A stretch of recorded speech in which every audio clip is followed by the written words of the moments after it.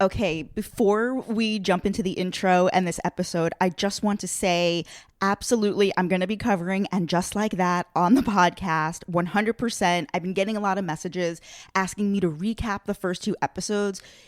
I'm not going to do that. What I want to do is wait until a few episodes have aired so I can kind of get a sense of where they're going. I have so much to say, and I already know exactly who I'm going to do the episode with, a true expert in the art of Sex and the City. So just hang on a few more weeks until a few more episodes have aired. And just like that, we're going to jump into the intro.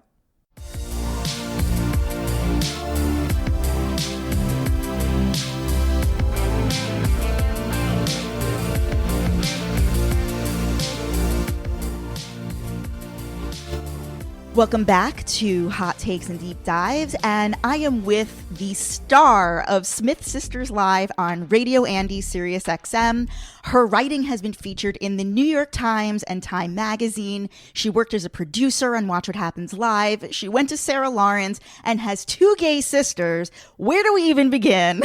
Hi, Mariah Smith. Hello, that is quite the intro. I love it. Honestly, the first thing off the top of my head is this is true. Your sisters Lauren and Rachel are both gay. Yes, both married to women. Yes. How did this happen? Oh my God. A twist of fate, some would say.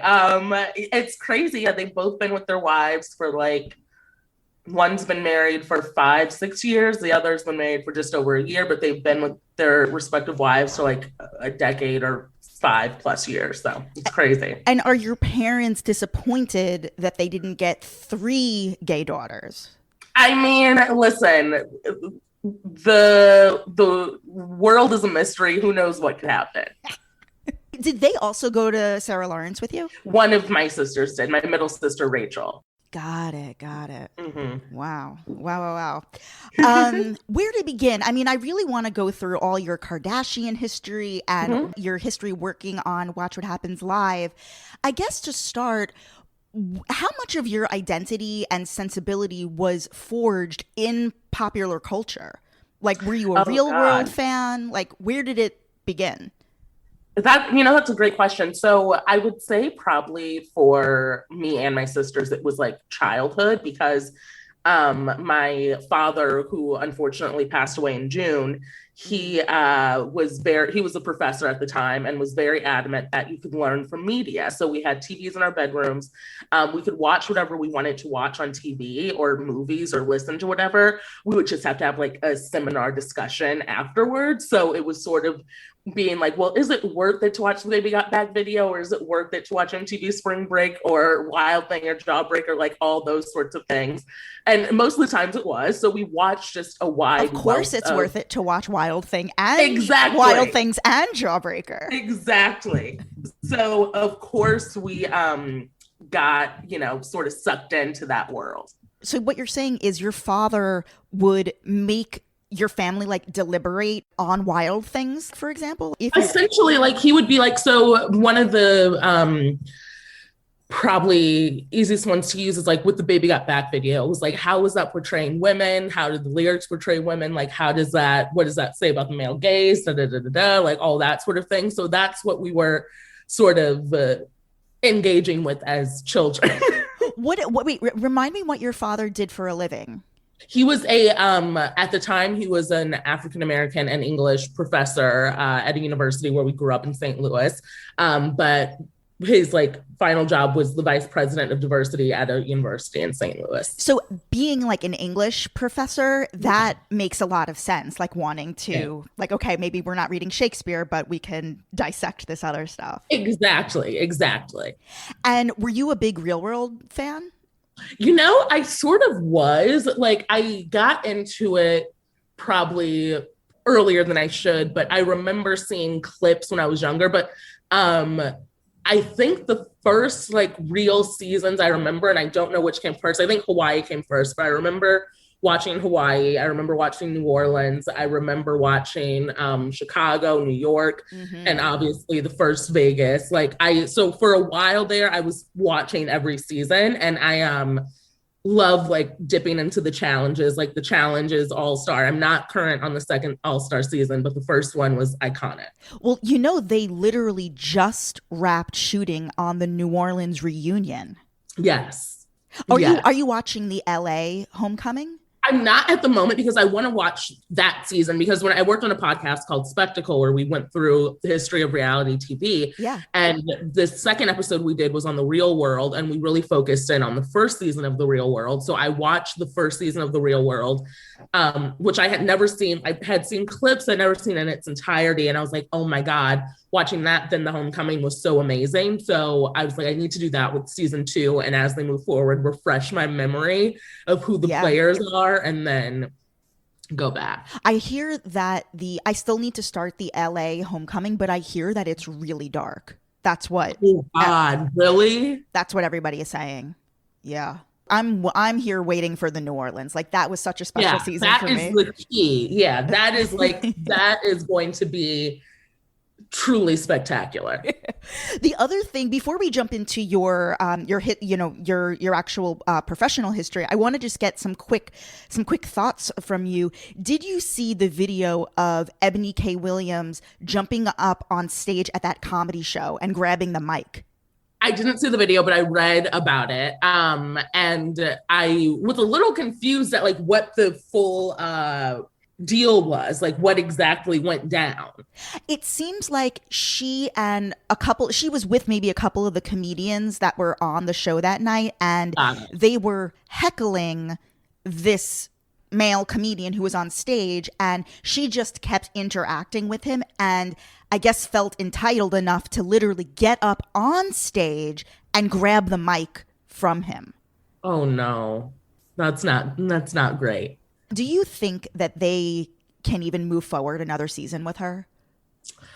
Well, I don't know if it's a question of with her. I think it is a larger question about the state of the New York cast and like the atmosphere that they're, portraying. I will say I was an avid New York watcher. It's still one of my favorite franchises, but I fell off this season, and I think that's because it just wasn't grabbing me. And initially, from what I saw, I really enjoyed Ebony on the show.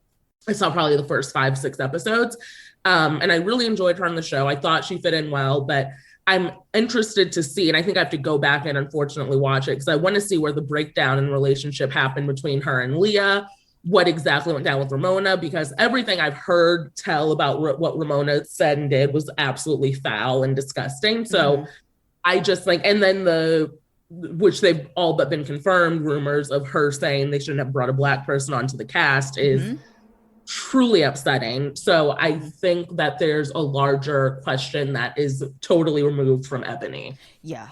Absolutely. I mean, what would you do if you were a casting producer or just an executive producer of the New York franchise? What would you do?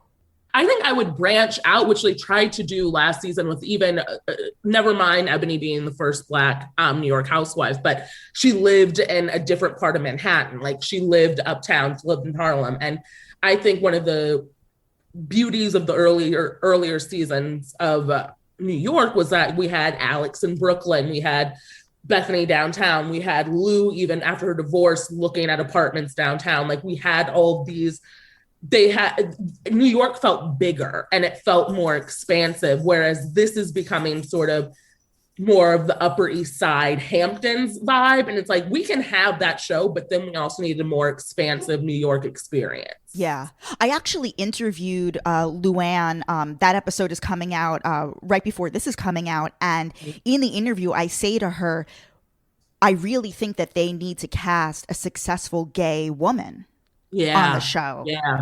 Right? Yeah, that would be great. I mean, do you watch The L Word or The Real L Word? I have, yes. You have? Yes. Were you the one, I don't remember if it was you or your sister Rachel on the very first episode of Smith Sisters Live. You guys have a segment called Not Today, which is basic. Explain what that segment is. So Not Today is the stories we don't have time for today. And I think I know exactly what you're going to say. And I think it was probably, she was talking about Leisha Haley and Kate Menning's podcast called Pants. Yes.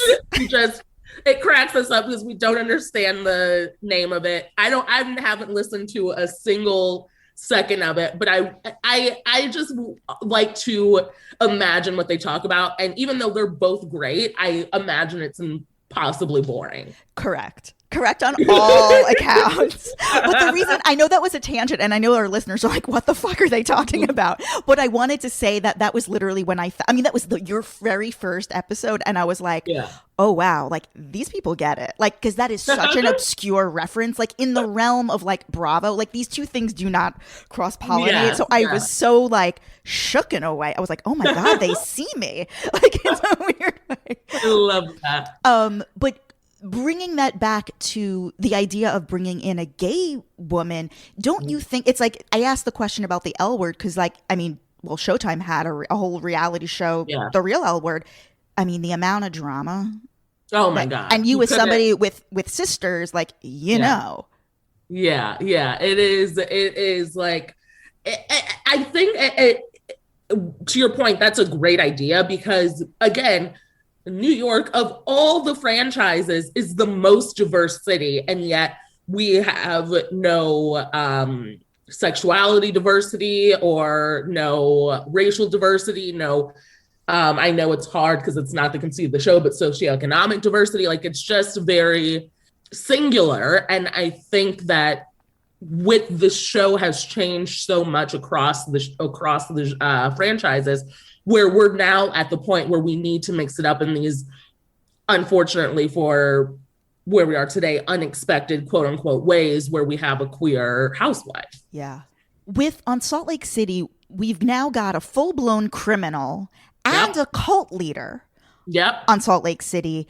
Where do we go from here? It's like the people like OC, that like Bravo is trying to hype up the return of Heather Dubrow on OC. Who gives a shit when we've got a criminal and a cult leader? Like, where are we? Like, what's the future? I mean, I think that the beauty of Salt Lake, and since day one of Salt Lake, I remember watching the pilot and being like, oh my God, they've gotten the recipe and perfected it. Like, this is the ultimate straight out the gate hitter, hit after hit, episode after episode. Season 2 is not falling behind. And I think Lord only knew how we could top last season, but they found a way this year.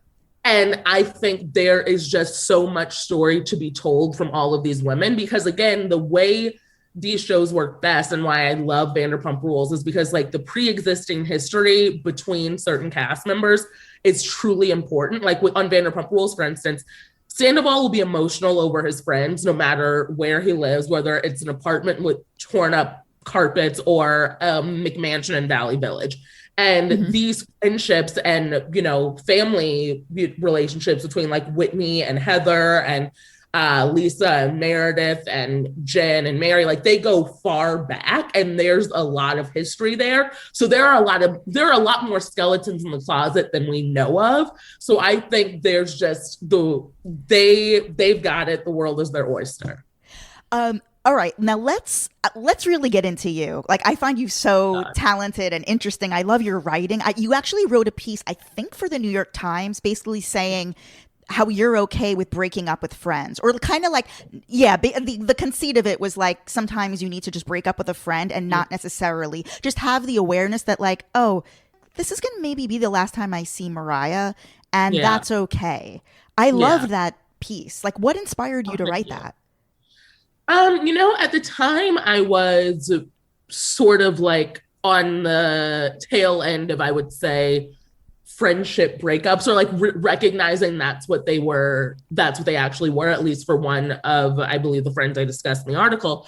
But I really was like, we don't talk about this enough. And I was even having a conversation with my friends and my sisters recently about someone who was going through a similar thing, being like, there's so much history involved, more so oftentimes than there is with a romantic relationship, because these are people you've known since you were kids. They've seen you grow through the most pivotal moments of your life so far. And I think that we are so more tied to the history and memories than we are to the person. And we have to sort of separate the two and see what works for you present day, not necessarily what worked for you in the past. And I was sort of ruminating on that. And I was like, you know, this isn't a bad thing. It's healthy, in fact, because you're not keeping, not necessarily negativity, because breaking up with a friend doesn't mean you have negative feelings towards them. It's just, it's not a fit in your life.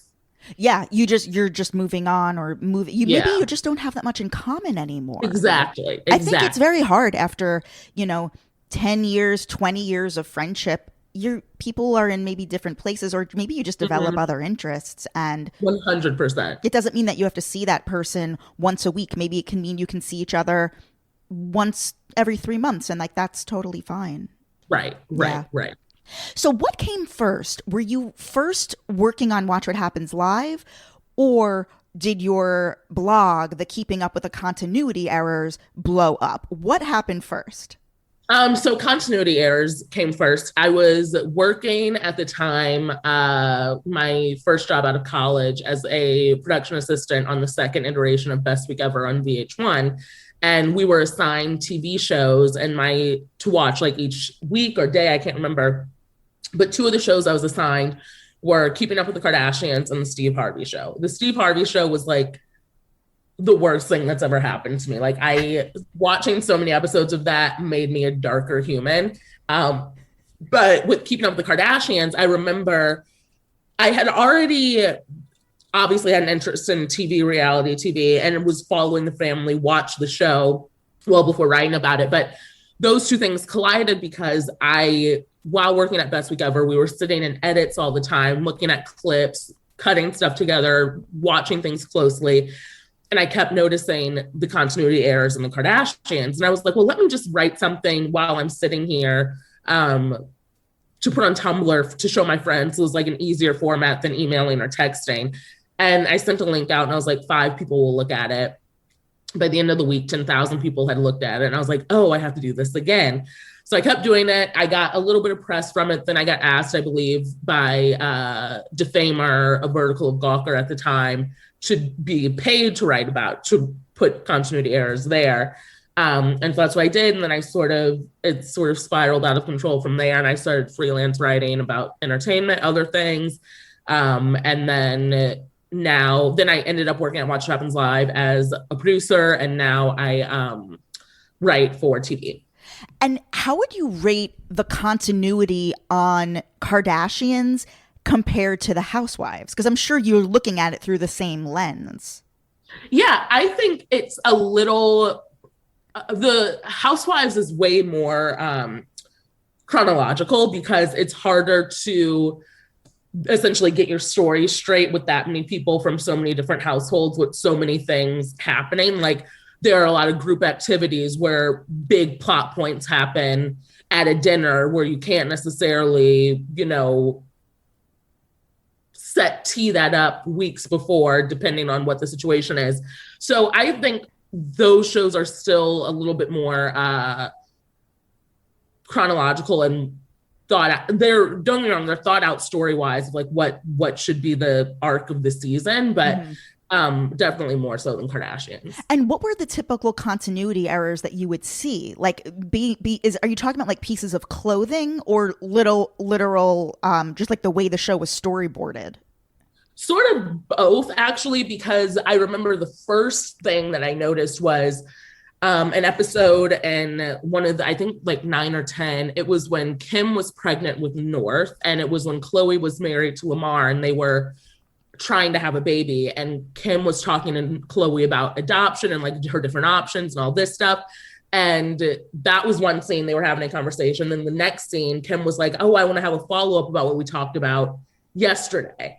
And then Kim, I noticed, had highlights in her hair that she didn't have the day before. And she was holding a pillow in front of her stomach because she was pregnant the scene before, but wasn't pregnant that next day. And I was like, this obviously was weeks apart. And it got me thinking of other little things I noticed. So I started looking at nail polish color as it changed throughout the episode to see, oh, they shot this dinner scene where they had a fight after the scene where they made up, fake made up essentially. So it's like it's looking at all of the things together. And I know it used to take you hours to write every blog. Yes. It was a very time consuming. Like, how would you actually go about it? So what I would do is I would on Sunday nights when it was, I think, yeah, it started airing. It was on Sunday nights when it moved to Thursdays, but Sundays was a little easier because it would come on at like 8 or 9. I would watch it live, take notes of the episode. During commercial breaks, try to find what I could find, like source where what dates were. I would look at the most compelling scenes or the most egregious errors, and I'll be like, okay, I'll add those scenes to the piece. Then I would double check all the dates, find all the dates. Some weeks it was like an hour to find everything. Other weeks it was like 7 hours, and I'd wake up in the morning and be like, hey, we're back at it again. Then because I was doing this all while I still had a full-time job. So then in the morning I would download the episode, buy it on like Google or Amazon, take screenshots, write the piece. As most times I'll write the piece on the subway to work, and then do quick edits at my desk, send it in, do edits when they came through, and then it was off to the races. Did you ever hear from E? Like from anybody at E? No, but there were certain times where I would get like sort of random follows by people who were in their like PR circle who would follow me on Instagram or Twitter for like a couple of weeks and then unfollow. I think I might have gotten one email, but I can't quite remember, but nothing that like stuck. I love that they would follow you and then unfollow. I guess so, having such, a very attuned ear as to what is scripted on the Kardashians, is there anything you've noticed either in Vanderpump, on Housewives, or even Summer House that's kind of flown under the radar? Like something that's clearly scripted that we're not talking about as a fandom?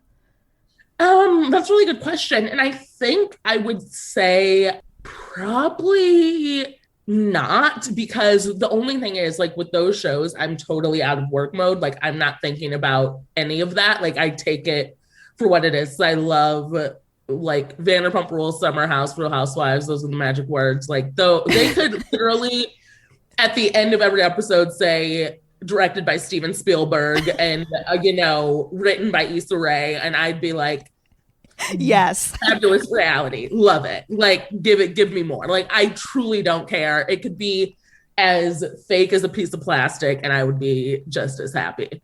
Andy Cohen personally asked you to help produce the Kardashians reunion for E. I have two questions about this. Number one, what questions did you write that were part of that special, and were any cut like from the final edit? A lot. We filmed for a long time, so a lot was cut because I think it was only a 2 or 3 hour special. And I definitely had input in like the sort of segments, the topics we touched on. I can't remember exact questions. It was such a haze, but definitely put my spice throughout all of it. And it was like a great time. Kim is your favorite, right? That basically, I believe she should be everyone's favorite. But my true favorite is Kris Jenner, and I like have a great fondness for Khloe. She on paper is my favorite, but Kim I think is just the reigning queen. Did you watch her special on David Letterman's Netflix show? Yes, both she and Kanye appeared, and she was even in the audience during the Kanye one. I thought both of those episodes were great. Yeah, and what people really don't understand about Kim or take for granted with her is she gives a great interview. Like she knows how to, no matter how media trained it is, she knows the key points you want to hit. She knows how to give you sort of a scoop and an exclusive, and she knows how to be professional about it while seeming like she's letting her guard down. Whether that's all curated or not, she does a great interview and has a truly fantastic story to tell. So I loved her Letterman special. Now, Pete Davidson. Oh God. In your mind, is this real or is this a publicity stunt? It's real. It's real. It's like Kim and her brand and her family's brand are pretty far beyond publicity stunts. Like they don't need them. And just by waking up, even today, they're in the news because Tristan Thompson is fathering a third child with a third woman that he conceived the child while he was dating Khloe. So they don't need these contrived scenarios, they already have the craziest things happening to them. So it's very much very real. I think Kim finally settled into the fact that she is separating from Kanye, and like he's been dating. So as crazily as he's speaking in the press saying he wants to get his family back together, he's actively been dating since even before she filed. So it's like, we gotta allow her to have her fun. Trust me, I find it bizarre. Clearly Pete has something. I mean, I don't even know, but more power to her. You said the funniest thing. You in like a 10-minute rant on your show, you said something to the effect of any host that comes through Saturday Night Live really should be signing a waiver that they may wind up in a relationship with Pete Davidson. Yes. I mean, between Ariana Grande and even look at like Scarlett Johansson winds up marrying Colin Jost. It's really wild. The pipeline between host and serious relationship with cast member is a straight shot. And also, if you go back to my day when I was I was so deep in the SNL cult following, like the way I am with Housewives. Like if podcasts existed when I was 20, I would have had an Insider SNL podcast for sure. Oh, I love that. And I don't know if you remember, I don't know if anybody remembers, but in my day, during my run at SNL, Jimmy Fallon scored Winona Ryder after she hosted. Yes. It's like, it's these guys who there's just some sort of charm and charisma to them. And I think we completely are underestimating the unbelievable charm of an effortlessly funny man. And like with Jimmy, that's sort of been muddied a little bit by his sort of reputation and like his put on happiness. It's almost like he's suffering from his sort of Ellen era in terms of like the happy-go-lucky thing all the time. So it doesn't feel as genuine, but he is. But I will say I interned at both SNL and Fallon in college, and like Jimmy, salt of the earth, amazing guy. And SNL was absolutely crazy, but one of the best experiences of my life. But I think that these people they're very hardworking, they're very funny, and like that is compelling. What year were you, or which years were you interning at SNL? I was at SNL in my senior year, so 2012 to 2013, that season. I think it was season like 40 something, 42, 43. I can't remember the season. And who were the mainstays on the cast at that time? I think it was Adie Bryant's first year. So like Adie, Kate, and Cecily's first year, I want to say. Oh, wow. And Jason Sudeikis was still there. Fred Armisen was there. Bill Hader, Keenan, that whole crew. Vanessa Bayer. Iconic. Oh, wow. Yeah. And what were you doing? Like, what was your day-to-day as an intern at SNL? So I was a writer's research intern, I believe we were called. And that was like, you were an intern for the writers and the cast. So on Tuesdays, you would come in at like 6 and stay till like 3, and then PM to AM. And then we would come in all day Saturday. You would work other days, depending on what day you worked, you would have a very different like schedule. So I worked, I think, at least 2 to 3 days every week. And it was just doing things that they needed. It's like handing out scripts, getting coffee, researching things for scripts, fact checking certain things and all that stuff, and like delivering rundowns on show day and just helping wherever you could. Did you have to stay up all night on Tuesdays with them, or on Monday, whatever days they stay up all night? Yeah. How was that? It was fun. It was like now that you're asking me these questions, I'm like, I should probably write some of this down because I don't want to ever forget that time, because now it was almost 10 years ago. But it was just like very fun. Everyone, I really can't say a bad thing because everyone was genuinely nice and kind and like treated the interns with respect. It was just a great learning experience, I want to say, and it made me realize like how hard it is to write comedy. And what were some of the more crazy things? Like you said, that working at SNL, obviously that's it is a very crazy work environment. Yeah. Like what were the crazier things that you sort of witnessed? I'm trying to think, like, I don't know truly, because it was so chaotic, but I will say the best day probably, because I've always been a fan, I don't care what anyone says, is when Justin Bieber hosted. And that was just like, for someone who was 21, 22, like that was a dream come true. That was great. Like that was a really big thing. What else? Like just even, I think there was a time where Martin Short came in and like just came down and sat down and spoke with the interns. We watched Office clips with Ben Affleck, like stuff like that, where it was just like, why is this happening? But very crazy. You watched, you mean clips of the TV show The Office? Yes. With Ben Affleck? Yes. For fun? Yes. Like on YouTube? On YouTube, yes. On our intern computer, yeah. I would love to see a video of that. I know. I wish I could take it. I wish I had taken it. And so how did you get so you're at SNL, which I had no idea about, by the way. Like, I love this little nugget. How did you wind up at Watch What Happens Live? Like, what was your role there? So I was a research producer, associate producer, where we researched the guests heavily, came up with the games related to the guests, sourced all of the questions, dealt with the callers calling in and all that. But the big thing was making sure Andy was as prepared as possible to know everything there was to know about the guests coming on, like fun nuggets, fun facts. So that meant watching almost all their interviews, sourcing through all of their press online, their social media, stuff like that. So, and then coming up with the games, which was very fun. Mm-hmm. And it like was basically my dream, because I love celebrities. I love sleuthing on the internet. And it was fun. What was the interview process like to getting that job? Like, how many rounds were it? Or like, were you like referred in? Like, so I believe I worked on a show on Bravo previous to Watch What Happens called Fashion Queens, where I was an associate producer. Bethenny Smith. Yes. So I did that, and I'm trying to think.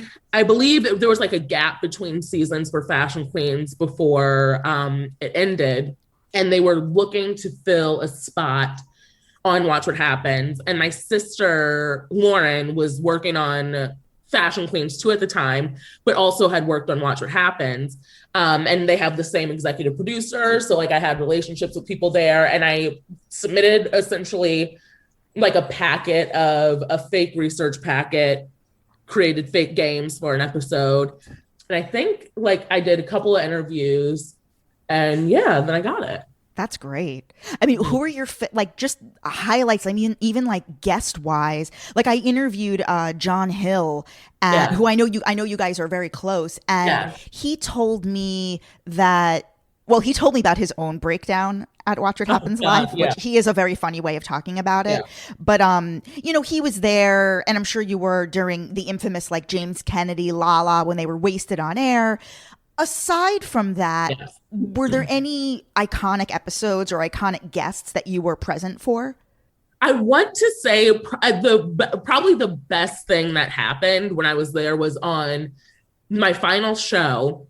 It was a one-on-one with Andy and Sarah Jessica Parker. And it's always fun when like his friends come through, because it's just, the vibe is always light, and like everyone is a hard worker, but it's just fun. It's like, we're all family here type vibe. It's the show at its best. And at the time, I believe it was our after show. And during this era, Sarah Jessica Parker, and I've been thinking about this recently, every first of the month at midnight, she would always upload a video to our Instagram saying "Rabbit, Rabbit." Oh, she still does this. She still does this. Okay, good. I loved that. Rabbit, Rabbit. She still does this. Yes, like clockwork every month. Yes. Every month. And so we hit the midnight mark, and it was like, oh my God, she's going to say "Rabbit, Rabbit" on air. And I was like, this is the best part of my day in life. Because like, that's all we spoke about. I found it so amazing. So like, that was very cool and sweet as the last show that I worked on there. But other than that, like oh my God, it just was a spectacular place to work, because everyone has a genuine interest in Bravo and celebrities and like putting on a good show. But I think the craziest time was when we were shooting with Mariah Carey, and I think she showed up like 3 hours late, and we had to but no one cared. And it was just a fun kiki, like, when is she gonna show up? How long is the prep gonna be once she gets here? And it was a very like bare bones audience. I think some people had, even though it was Mariah, had fallen off, but it was a really like, stuff like that is just like only here. Wow. Were there any housewives that came through that sort of like charmed you or had some sort of interesting story around that? Yeah, one of the things I always said, and I'm like so grateful to Watch What Happens for this, and I guess it's a silly thing to be grateful for, but the housewives are all, like, there has not been a one that has walked through that is unlike the person they are on TV. These women do not shift a thing for television or for being in front of everyone. And it's just like, they're great, loving people. And similar to the Sarah Jessica Parker thing, again, it's like, this is their house, essentially, the Watch What Happens Live studio and offices. So they feel very comfortable there. And it's a very, especially where we were before we switched studios, a very small space. Mm-hmm. So like the dressing rooms are near our desks and our cubicles. So it's like, we're seeing them come in and come out. They would often like peek over our shoulders and be like, oh, what are you working on? Like all that sort of thing. Like, very nice, very happy to be there. So everyone, I think the funniest thing to me was I realized that Dorinda and I use the same perfume. And I was like, I don't know if that's a good thing or a bad thing. But I love it. So I'm going to keep going with it. Wow. What do you think is the future of Bethenny? Oh, wow. In what regard? On Bravo? No, I mean her career. Yeah, I didn't watch the HBO show. I was going to, but then I was like, I'm fine. I heard it was just like her yelling at people, and I was like, I don't need to see that. But with Bethenny, she, for better or worse, knock her down, she'll get back up. So I think that no matter what this industry or her career throws her way, she'll find a way around it or to make a business out of it, and she'll be fine. Do you think she would ever come back to Bravo or to Housewives? Absolutely. Okay. Did you read Not All Diamonds and Rosé? No, I have to, though. I have it. Okay, so there's one piece in the book where Andy says that when they were sort of negotiating, ultimately she left. But when she was coming to the table for negotiations, she was requesting something that he knew Bravo was not going to give in on. Yeah. Do you have a guess as to what that request was? Oh my God, I couldn't even begin to imagine. My assumption is that she wanted a producer credit. Possibly. I could see that, but I also could see how she would know that was never going to happen. Like I guess that's the point, but I don't know. Maybe, because I think on her other shows, like her spinoffs, she did have a producer credit. So that might not be too far off. That's the only thing I could think of, because she already had the sweetest deal. She was already able to film much less, because she was able to get in and show up. She always showed up like a day late and left a day early to every trip, and all of the footage was used. Like, she knows how to just turn it on when the camera's there.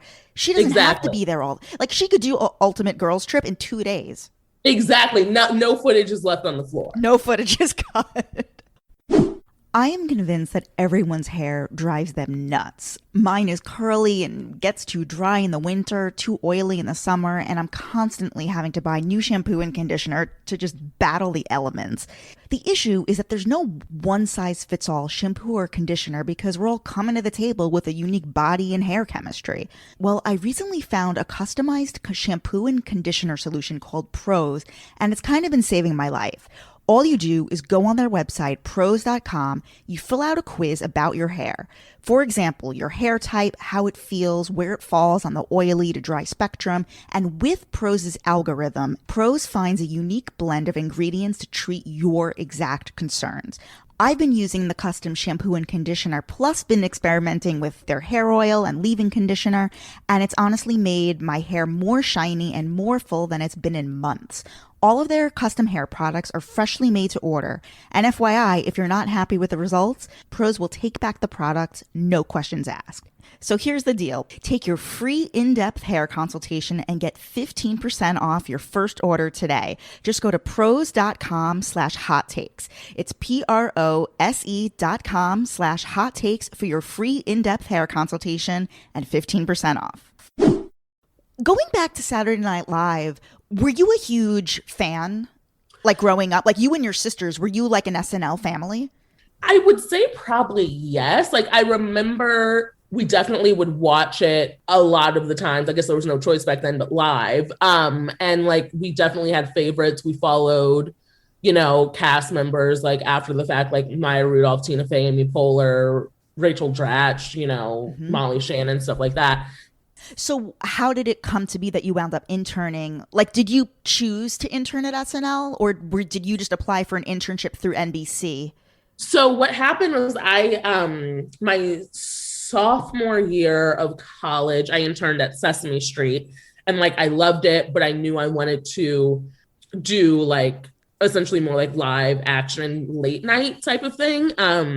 I, on a whim, applied for an internship at NBC, hadn't heard from them. And I was like, you know what, forget about it. And I applied, I want to say like first semester of my junior year. Yeah. And I interned at Fallon my second semester of my junior year. And I got an interview after like weeks of waiting. It was like a group interview. They brought in like 300 people. And then you got a 10-minute interview with someone. And then from that, the groups just kept getting smaller. And then you put in your top choices. And I put in my top choices of Fallon and SNL. And I got Fallon somehow. And like, I didn't realize that in the system, you never really go straight to SNL. You have another tour somewhere else, basically.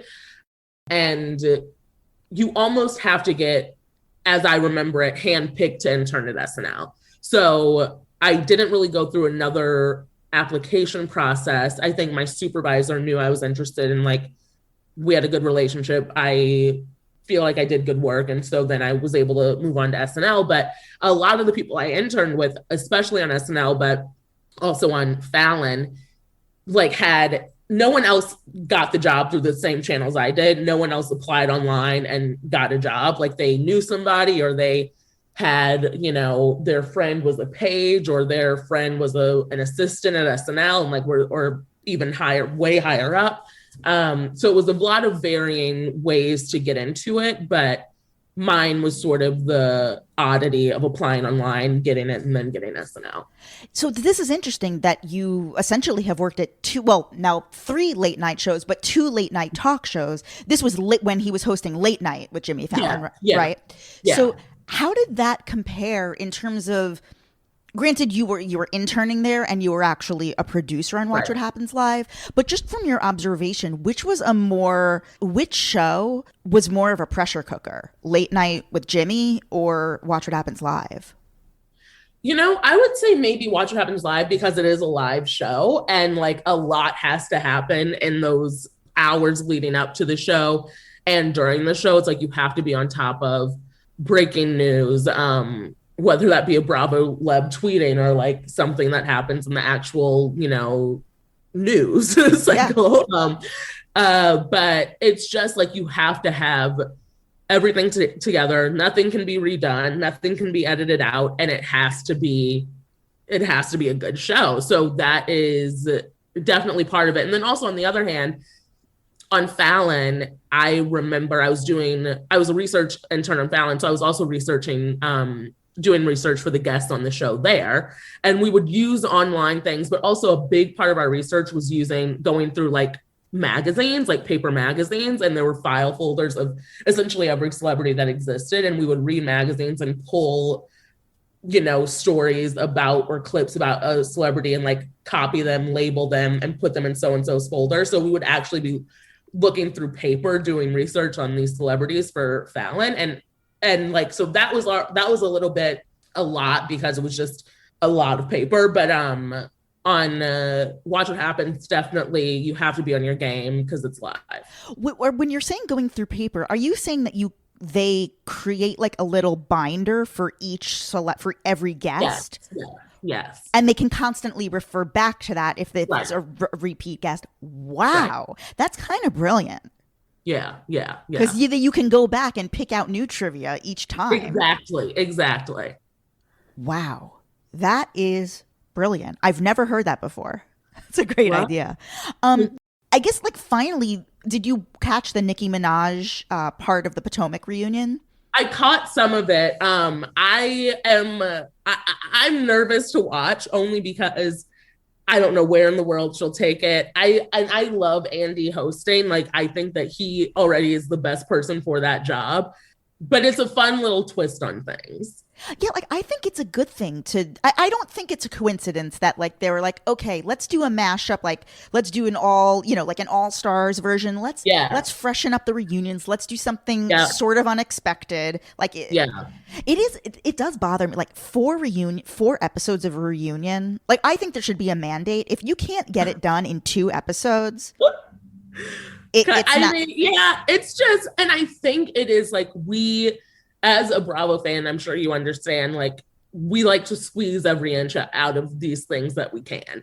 And I feel like it's sort of the sweet spot, even coming off of the Kardashian one, like, that was the only reunion I've worked on, but there is so much content, and like, it's almost a shame when you're confronted with that much footage and that much goodness to leave so much of it out. Like, just speaking from experience, we could have had a 5-6 hour Kardashian reunion. Like, that would have been, and we still would have left stuff out. So I can only imagine on these shows where these women are very adept at creating reunion content, that there's so much more to choose from. I know that Vanderpump is your one true love. Mm-hmm. Yes. What do you think, if you could kind of boil it down, what do you think is the most memorable, special thing that happened on Vanderpump? Oh God. Oh my God. I think it would have to be Stassi slapping Kristen and her bringing everyone to that restaurant to expose her and Jax essentially with a gun to his head, confessing to the affair, and then her backhanding her best friend. My personal favorite is when Jax got arrested in Hawaii for stealing the sunglasses. Yeah, for Britney. That's a pretty good one. What are they going to do with that show? I mean, they can't go back. I feel like it's just, you got to go back and rewatch. They're not going to be able to recreate what was. They can't really, recreate. And it's like, I like that they're trying to sort of acknowledge the fact that these people are very successful and as rich, or in some cases richer than certain housewives or other Bravo labs. So like, you can't really edit around that.